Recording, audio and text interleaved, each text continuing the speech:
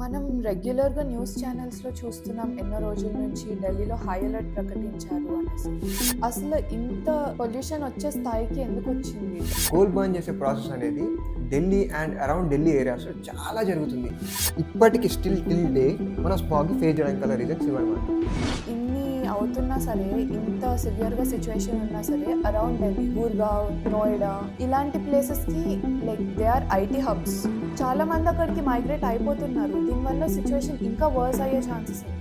So ఫ్యూచర్‌లో హైదరాబాద్ కూడా ఢిల్లీ లాంటి ఒక సిచ్యువేషన్ ఫేస్ చేసే డే వస్తుంది అని అనుకుంటున్నాను.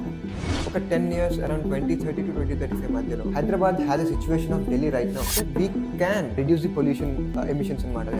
నా మైండ్కి ఫస్ట్ క్లిక్ అయిన థింగ్ ఇస్ సస్టైనబుల్ డిజైన్. ఇలాంటి కండిషన్స్ ఇంకా ఎక్కడ జరగకుండా ఉండడానికి as an architect what is our role?